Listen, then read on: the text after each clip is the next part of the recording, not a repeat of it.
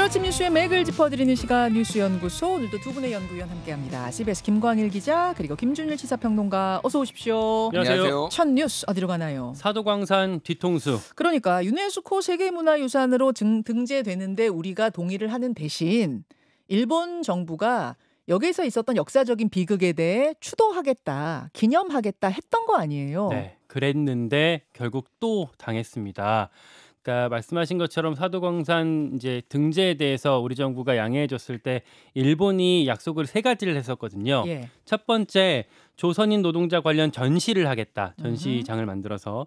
두 번째, 조선인 노동자들을 그 기숙사 터에다가 안내판을 세우겠다. 그리고 세 번째가 조선인 노동자 그리고 일본인 같이 해갖고 추도식을 올해부터 열겠다라고 했었어요. 네. 결국에는 이제 조선인 노동자도 여기에 있었다라는 점들을 우리가 명시하고 또 공표하겠다 이런 취지로 약속을 했었는데 네. 말씀드렸던 세 번째에 있었던 추도식이 어제였거든요. 예. 그런데 일본 측 대표, 이 추도식을 주최하는 일본 측 대표가 이 추도식 전날에야 발표가 됐어요.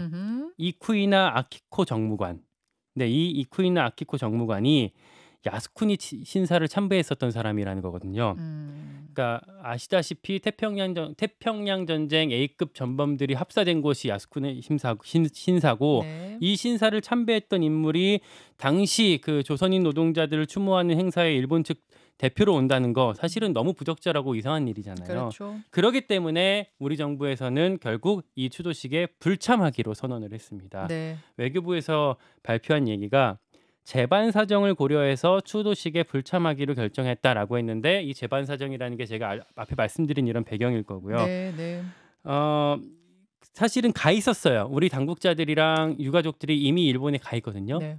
별도로 그냥 어제 참석하지 않고 오늘 오전 9시에 별도로 추도식을 진행할 예정이라고 합니다. 자, 일단 참석하기 직전이라도 알아서 다행이에요. 네, 알아서 불참했다는 점은 참 다행인데 문제는 그러면 그 전에는 미리 알 수 없었나? 왜 이게 끝까지 진행이 됐던 건가? 이런 궁금증이 남습니다. 외교부에서 나오는 얘기들 좀 종합해 보면은 이 이쿠이나 정무관이 참석한다라는 거는 일본 정부가 발표하기 전에 알고는 있었던 것 같아요. 근데 이 사람이 이런 야스쿠니 신사에 참배했었던 인물인 건 몰랐던 거예요. 이력을 몰랐던 거예요. 네. 그럼 이 추도식을 주최는 뭐 일본이긴 하지만 우리가 어떤 행사로 어떤 내용으로 꾸민다는 거는 같이 논의하면서 진행이 됐던 겁니까? 논의를 제대로 못한 거예요. 그러니까 제가 확인한 정부의 입장이 네. 일본과 끝까지 조율이 안 돼서 결국 불참하기로 했다라는 정도였는데 그러니까 브리핑 우리 외교부에서 기자단 대상으로 브리핑을 하기로 했다가 5분 전에 갑자기 취소를 했었거든요. 그러니까 제대로 그러니까 막판까지 뭔가 좀 하려고 하다가 안 된 것 같은데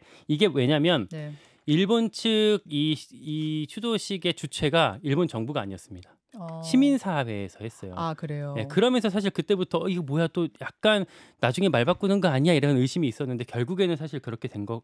그러니까 일본 시민단체가 한다는 거는 일본 정부가 나중에 책임 안 지겠다는 의미이기도 하니까. 네, 그렇게 의심이 됐었는데 실제로 그렇게 된 모양새가 된 거고요. 추가로 이 강제성에 대한 표현도 빠졌어요. 그러니까 그 시민사회가 하다 보니까 결국 이 아키코 정무관이 그 추도사를 발표할 때 무슨 내용이 들어갈까 이것도 사전에 공유가 제대로 안 됐거든요. 네. 그러면서 우리가 결국 불참하게 된 배경 중에 하나가 이렇게 들어간 건데 예. 실제로 아키코의 추도사 내용이 뭐 전쟁이라는 특수한 사회 상황이 있었다 뭐 이런 식으로 본인들의 어떤 특수성을 좀 강조하는 그런 내용이 담겼기 때문에 그리고 강제성이 명확히 표현이 되지 않았기 때문에 일본 정부의 그런 의도가 결국에는 반영이 됐다고 볼 수가 있겠고. 그러니까 참 일본은 나쁘네요. 일본이 참 이렇게까지 우리가 해줬으면은 당연히 여기서는 그런 거 신경 써서 했어야 되는데 참 무성의하고 나빴다.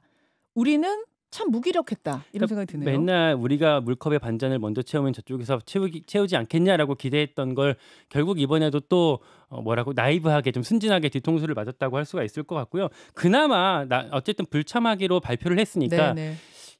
좀 못 봤던 모습인데 이번 이 최근 들어서 나름대로는 뭐 발끈 어떤 의사 표현을 하긴 한 셈입니다. 네, 그러니까 네. 국민의힘의 외교 정책을 다루는 핵심 관계자한테 제가 물었는데 이런 얘기까지 하더라고요. 이번에 우리가 확실하게 선을 그었다.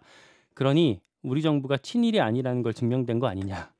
이럴 때는 야당에서도 우리를 격려해야 되는 거 아니냐라고 얘기를 이제 말을 하는데 사실 뭐 여기에 대해서 얼마나 공감할 수 있을지까지는 뭐 생각이 좀 엇갈릴 수 있을 것 같고요. 한 가지 포인트가 일본이 계속해서 이런 태도를 반복할 수 있잖아요. 앞으로도. 그럴 경우에 한미일 삼각공조는 어떻게 될 것이냐. 이 부분도 좀 지켜봐야 될 것 같습니다. 자, 김준일 평론가. 예. 사도광산, 추도식, 불참. 어떻게 보셨어요? 일본은 참 못됐죠. 근데 일본은 변한 적이 없어요. 중요한 거는 일본은 변한 적이 없습니다. 일본은 항상 그랬고요. 전에도 그랬고 계속 그런 사람들이 총리나 주요 이제 강요로 이제 앉아 있었고 앞으로도 그럴 거예요. 이거의 스탠스는 우리는 사과할 수 없다, 양보할 수 없다, 인정할 수 없다라는 거잖아요. 중요한 거는 한국이에요. 좀 방금 김광희 기자가 얘기한 게 기가 찬데 우리 정부가 친일이 아니라는 게 증명된 거 아니냐. 이제 여권 고위 관계자가 이렇게 얘기를 했다는데 어제 외교부도 그랬거든요. 과거사에 대해 일본 측과 타협하지 않겠다는 확고한 의지의 표현이다. 그 의지의 표현을 진작에 좀 그러니까 표현했으면 어땠을까? 일본이 변하지 않는다라는 거는 저 같은 일개 정치 평론가도 아는데 이게 지금 이 정부에 계신 분들은 도대체 뭘 하는 것인가 참 의문이고요. 결국은 뒤통수 어제 오늘 그 기사들 나온 거 보면은 다 일본의 뒤통수 뒤통수죠, 뒤통수. 한국일보, 동아일보. 근데 말씀드렸다시피 이 뒤통수가 예고된 뒤통수였어요, 사실은. 예. 그러니까 왜냐하면은 이거가 처음부터 이제 이 과정을 좀 짧게 설명을 드리면은 이게 유네스코에서 세계문화유산으로 등재가 되려면은 전원 합의, 전원 만장일치가 되는데 한국이 주요하게 반대를 했고 계속 사실 반대해오다가 이번에 동의를 해준 거잖아요. 예, 거기에서 이제 이게 가능했던 거는 결국은 일본에 대해서 등재 전에 전시실 설치와 등재 후에 추도식 개최 이게 핵심이었거든요. 네. 이거를 강제할 수 있는 아니면은 뭔가를 할 수 있는 문서나 이런 게 하나도 없었고, 그러니까 선의만 한 거예요. 그러니까 호의가 계속되면 호구인 줄 안다고.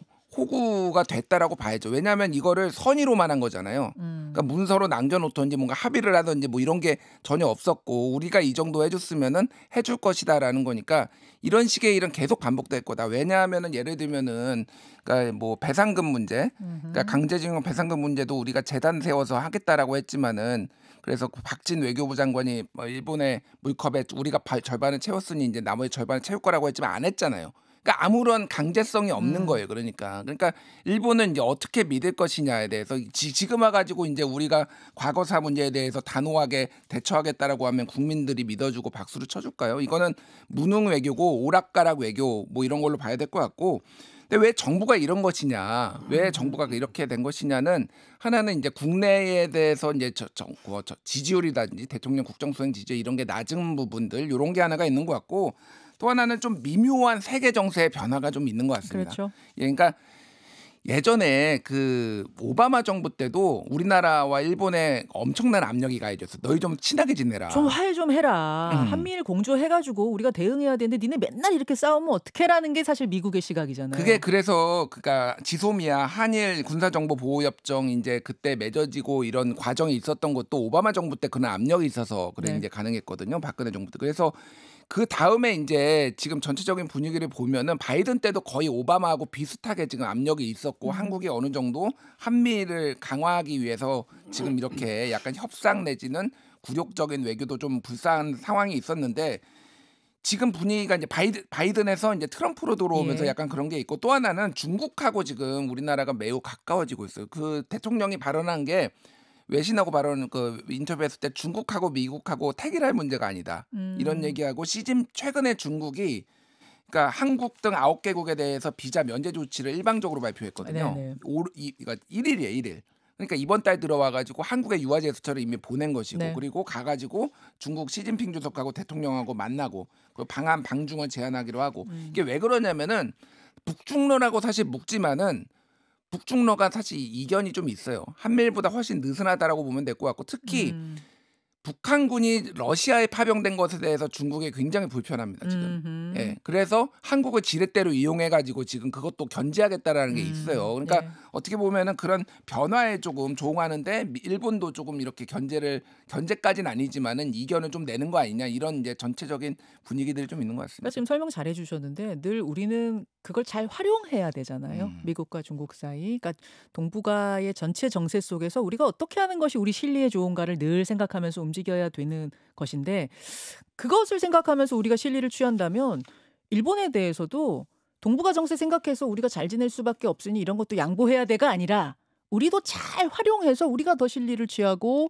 우리 모양 찌그러지지 않게 이런 것들 다 취할 수 있지 않나. 그게 외교 아닌가 싶습니다. 중요한 건 국익이죠. 자, 이 이야기는 오늘 뉴스닥에서 좀 더 해보기로 하고 다음 이슈 넘어가죠. 오세훈에 번진 명태균 논란.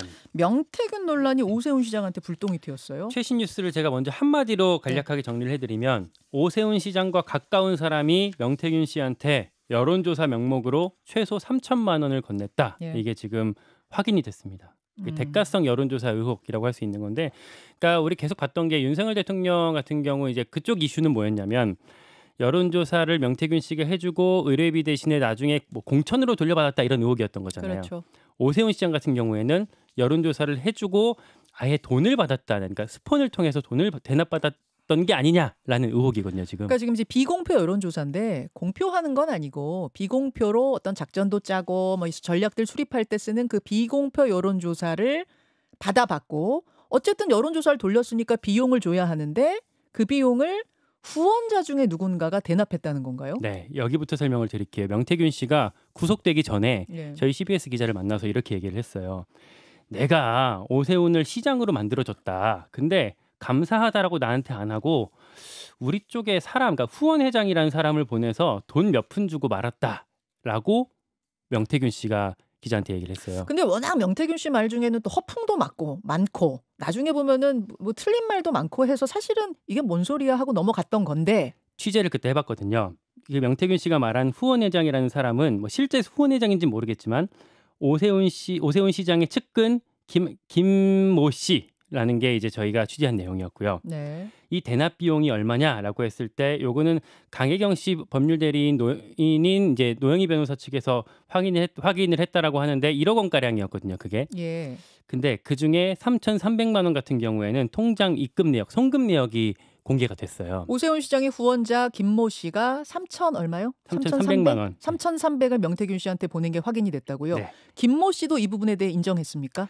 네. 그러니까 그 전까지는 이제 김모 씨가 저희 기자한테 물었을 때는 이거 헛소문이다라고 예. 부인을 했었거든요. 예. 근데 지금 말씀드렸던 송금 내역이 공개되고 나니까 예. 전화를 안 받아요. 통화가 어렵다라고 전화를 안 받았고 예. 그러다가 어제 연합뉴스에 이 김모 씨가 본인의 입장을 밝혔는데 음성으로 한번 들어볼까요? 그럼 직접 들어보시죠. 예. 나는 뭐 국민의힘의 당원이고 또 오세훈 좋아하고 도와준 거예요. 오세훈 시장님이 아세요? 몰라요, 시장님은. 문구를 유리하게 할 수 있다. 나는 그런 거 좋게 해준다고 얘기 들었어요. 시장님은 일단 모른다. 그리고 본인이 지불한 거 맞다. 네. 이렇게 얘기한 거예요. 요건 이제 MBC랑 통화하면서 얘기한 건데 네. 뭐 내가 오세훈 시장이 그냥 오랜 팬이고 시장은 관계가 없다. 그냥 도와주려고 내가 여론조사 의뢰한 거다라고 얘기를 했었어요. 예. 뭐 다만 오세훈 시장 측의 입장은 이 김 씨의 입장과 조금 비슷한데 뭐 우리 쪽은 전혀 몰랐다. 김 씨가 개인적으로 한 건지 모르겠지만 우리는 그 당시에 전혀 뭐 그 관계가 없고 공표든 비공표든 여론조사 자체를 일체를 우린 받아본 적이 없다라는 입장이거든요. 예. 다만 지금 이게 어쨌든 여론조사가 13번이나 진행이 된 거고 뭐 3,300인지 1억인지 모르겠지만 엄청난 거액이 사실 오간 거잖아요. 이러기 때문에 오세훈 시장이 이걸 자체를 몰랐다라고 하는 거를 다 믿을 수 있을까? 아니 그러니까 저 후원자가 돈을 낸 거를 몰랐다고 하더라도 그러면 무료로 그 여론조사를 다 받아본 것까지는 그럼 사실이 알았다는 거잖아요. 근데 무료로 받으면 안 되는 거잖아요. 오세훈 시장 측에서는 우리 안 받았다라고 못 받았다. 당시에 받지 않았다라고 아예 부인합니다. 비공표 여론조사도 못 받았다. 네, 첫 번째 그 명태균 씨가 처음 갖고 와서 갑자기 보여준 여론조사 하나는 봤었는데 네. 그거 말고 그 이후에 우리가 의뢰한 거 없고 받은 게 없다라고 하고 있거든요. 다만 어쨌든 이 후원 회장이라는 사람이 오세훈 시장의 측근이라는 건 뭐 정치권에 이미 알려진 사실이고 예. 이걸 오세훈 시장이 몰랐다라는 거를 여론이든 검찰이든 믿어주기 어렵지 않을까. 게다가 이 명태균 씨랑 강혜경 씨의 진술이 구체적이고 둘이 일치합니다. 이런 경우가 별로 없었는데 그리고 강혜경 씨 측에서 오늘 관련 증거를 검찰에다 뭐 수탁이 낼 거라고 하고요. 또 명태균 씨는 되게 구체적인 게 뭐냐면 서울시장 선거 단일화, 그러니까 오세훈 안철수 단일화 할 때 그때 내가 김종인 위원장한테 했던 얘기가 세 가지다. 오세훈 안철수 못 만나게 해라. 그리고 성일종 의원을 그 어떤 협상의 대상으로 그러니까 어떤 파트너로 넣어라. 그리고 그 당시에 그 여론조사 유무선 반영 비율을 20대 80으로 해라라고 구체적으로 명태균 씨가 검찰에도 진술을 했거든요. 이런 내용들이 있기 때문에 사실 오세훈 시장뿐만 아니라 국민의힘 당시 경선 전반에 대해서 좀 들여다봐야 되는 시점까지 파장이 되게 커지고 있습니다. 사실은 이제 그 부분은 김종인 위원장의 입장은 이렇더라고요. 그거는 누구나 생각할 수 있는 거고 우리가 당연히 생각하고 있었던 건데 마치 명태균 씨가 자신이 조언해서 그렇게 된 것처럼 지금 허풍을 떤다. 기가 찰 노릇이다. 김종인 위원장 그렇게 말을 했습니다. 그 부분은 그럴 수 있죠. 문제는 지금 비공표 여론조사 수건을 보냈고 그걸 정말 봤는지 그리고 그 비용을 누군가가 대납했는지 즉 돈이 오가는 상황이 나오면 약간 이게 전개가 완전 달라지는 거여서요. 그렇죠. 핵심은 그렇죠? 그 그 부분이 핵심인 거죠. 자, 김준일 평론가. 뭐 복잡한 이야기들이 많이 나오네요. 일단 오세훈 시장 같은 경우에는 이거를 이제 대납을 여기까지 나왔으니까 이러면 정치자금법 위반 소지가 매우 강해요. 이거는 그렇죠. 뭐 본인이 몰랐다라고 하는데 정말 오세훈 시장이 몰랐을 가능성이 있는가? 만약에 이거를 비용을 안 내고 여론조사를 돌렸다고 하더라도 그러면은 이거를 이제 보고 자기네들은 전혀 이용을 안 했다고 하는데 여러 정황으로 봤을 때 이제 이거를 활용한 게 나온다라고 하면 그것도 정치자금법 위반입니다. 뇌물죄가 되나요? 뇌물죄가 되는 거예요. 그러니까 여러모로 지금 굉장히 빠져나가기가 힘들고 저는 지금 이거 느낌이 어떤 느낌이냐면은 문재인 정부 때 굉장히 많은 여권 대권 주자들이 있었어요. 안희정, 김경수, 박원숙 뭐 있는데 한 명씩 다 이렇게 날라갔잖아요. 뭐 정치적으로 그러니까 지금 그런 것 같아요. 지금 오세훈 시장도 그렇고 이준석 의원도 지금 굉장히 흔들리고 있고 뭐 지금 뭐 홍준표 시장도 심지어는 이제 명성개표 관련해서 뭐 당원 명부를 그쪽에 넘겼네 그러면서 약간의 생채기가 난 상황이고 뭐 이런 홍 시장 측근 말씀하시는 거죠? 뭐 이런 상황이란 말이에요. 지금 야 이게 아예 대권 지형을 바꿀 수도 있겠구나 이런 생각이 많이 들고요. 지금 명태균 씨 카톡은 검찰이 복구를 했습니다. 거기에 이제 JTBC 뭐 제목이 이래요. 이준석, 김종인, 지상욱 등과 대화 상당량. 그래서 사실은 이게 친윤만 있는 게 아니라 윤석열 쪽만 있는 게 아니라 이 김종인, 이준석하고도 가까웠기 때문에 이분들하고도 연관된 사람들 상당수가 타격을 입을 것 같고 특히 이제 명태균 PC 카톡도 지금 복원을 했다라는 거예요. 검찰이 이게 이제 어제 보도가 나왔는데 여기에서 이제 여론조사 조작 여부가 상당히 이게 카톡도 있지만은 데이터들이 여기 상당히 남아있을 가능성이 있다라는 거예요. 그러면 그 조작 여부도 상당히 많이 나온다. 뭐 이렇게 봐야 될 것 같습니다. 자, 이제 그것들 말고 명태균 씨의 이른바 황금폰 3개 그건 아직도 못 찾은 거고요. 그렇죠. 이제 PC에 남아있는 카톡이나 이런 걸 복구한 거죠. 여기까지 정리하겠습니다. 세 번째 이슈 넘어가죠. 이번 주도 슈퍼빅. 자, 여기가 중요합니다. 이번 주에 있을 정치 일정들. 당장 오늘 이재명 대표의 위증교사 혐의에 대한 1심 선고 2시에 있습니다. 그렇습니다. 그래서 여기서 금고이상형이 확정되면 역시 의원직 상실과 피선거권 박탈이 이루어질 거고요. 만약에 그럴 경우에 민주당 당내 역학구도는 또 요동칠 가능성이 있다. 이렇게 먼저 말씀드릴 수 있을 것 같고 오늘 이 이야기는 잠시 후에 김종욱 최고위원 또 뉴스닥에서 계속 좀 다뤄보겠습니다. 이재명 대표 재판에 대한 예상들. 자, 그리고요. 또 이번 주에 중요한 건 목요일입니다. 목요일 날 국회 본회의가 있거든요. 이 본회의에서 김건희 여사 특검법 재표결이 있어요. 이제 대통령이 거부권을 행사했기 때문에 여기서 여당에서 이탈표가 8표 이상 나올까 이 부분 주목해 보셔야 될 것 같고요. 또 이 본회의에 이창수 서울중앙지검장 등 검사들에 대한 탄핵안 보고가 있습니다. 김건희 여사 도이치모터스 주가 조작 연루 의혹을 무혐의 내렸던 그 과정에 관해서 이제 다루게 되고요. 그리고 상설특검 규칙 개정안도 본회의에서 같이 다뤄지게 됩니다. 그리고 이날 외통위 전체회의가 열리거든요. 민주당에서는 사도광산 앞에 말씀드렸던 사도광산 현안 질의를 여당에다 요청할 거다 이런 보도가 있었는데 뭐 요청 굳이 할 필요도 없이 이미 상임위 전체회의가 있기 때문에 그리고 장관들이 나오기 때문에 질의를 하면 됩니다. 그러니까 질의를 하게 될 거고 이날 이 사도광산이 이 어떤 추도식 관련해서 이 절차가 어떻게 진행이 됐는지에 대해서 조금씩 드러나지 않을까 이렇게 예측해 볼 수가 있겠습니다. 오늘 나오는 분들한테는 다 뭐 제가 질문을 드리게 될 텐데 김준일 평론가한테도 질문 드리고 갈게요. 이재명 대표 오늘 선고는 어느 정도 나올 걸로 혹은 뭐 아예 무죄일지 유죄일지 어떻게 예상하세요? 무죄 가능성은 매우 낮다고 보는 게 김진성 씨가 본인이 위증을 했다고 얘기를 했고 그리고 그 징역 10개월이 지금 구형이 됐거든요. 그렇기 때문에 김진성 씨는 징역 6개월 정도 나올 것 같고요. 이재명 대표는 징역 1년 정도 개인적으로 예상을 하고 있습니다. 그래서 구형은 지금 3년 내려진 상태죠. 그리고 지난번에도 봤지만은 징역이 2년에 징역 1년 이렇게 나왔거든요. 네. 그 공직선거법도 대략적으로 보면은 검찰이 주장한 내용이 뭐 많이 받아들여지고 있다. 한 절반 가까이 나오고 있다. 김혜경 이재명 배우자도 300만 원 구형에 150만 원 벌금이 나왔어요. 네. 대략적으로 그런 분위기인 것 같아요. 그래서 1년에서 1년 반 정도 저도 예상을 하고 있고요.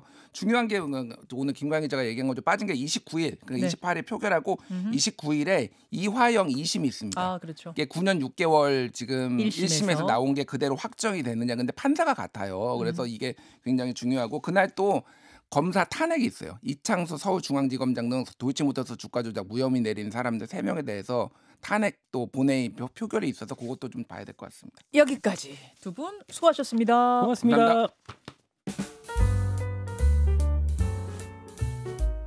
김현정의 뉴스쇼는 시청자 여러분의 참여를 기다립니다. 구독과 좋아요, 댓글 잊지 않으셨죠? 알림 설정을 해두시면 평일 아침 7시 10분 실시간 라이브도 참여하실 수 있습니다.